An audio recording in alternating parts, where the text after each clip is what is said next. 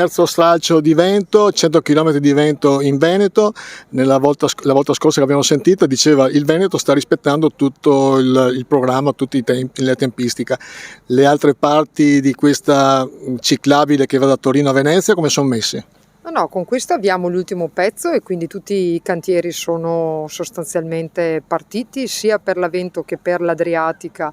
Abbiamo avviato il primo e il secondo lotto a Rosolina venerdì, verranno realizzati. Di fatto manca delle 5 ciclovie la Venezia Trieste, dove dopo Pasqua a Jesolo l'avvio dei lavori, e poi un lotto della ciclovia del Garda alla Zise. Intermodalità è uno dei mantra che dice spesso in questi incontri, e quindi vuol dire bici con treno, bici con mare. Com'è il cronoprogramma di questo progetto?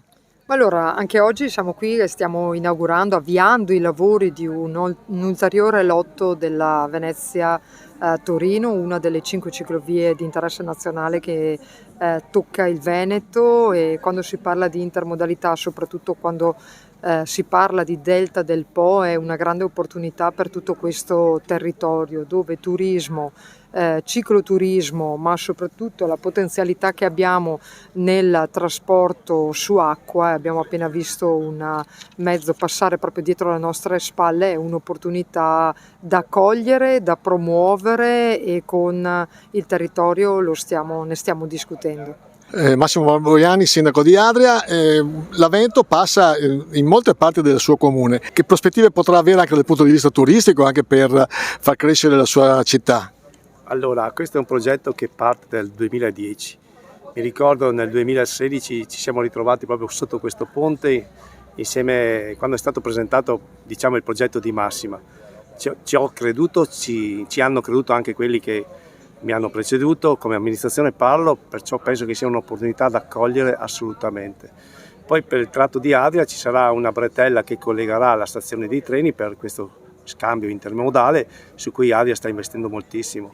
Già sono iniziati dei lavori in Viale Maddalena, perciò tutto, visto che i lavori saranno completati nel 2026, presuppone che ci sia un incremento turistico e di visitazione del nostro territorio.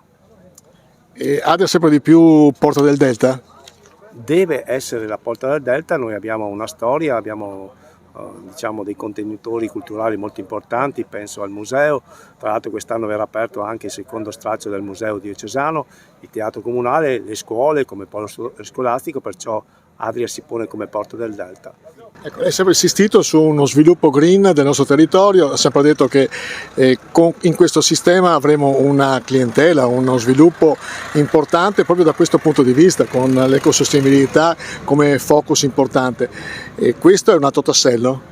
Assolutamente sì, è un pezzo importante, una fetta importante della torta gestione del completamento delle piste ciclabili, e va nella direzione in cui ci siamo detti, e cioè in quella di completare un circuito, di mettere a terra un circuito importante che può essere quello che poi dopo, attraverso una piattaforma digitale che anche il parco deve aggiornare, sarà quella di poter mettere in rete tutti quelli che sono i servizi, le piste, i servizi e tutto quello che è collegato al turismo a largo raggio, spiagge, cultura, archeologia, visitazione e quant'altro.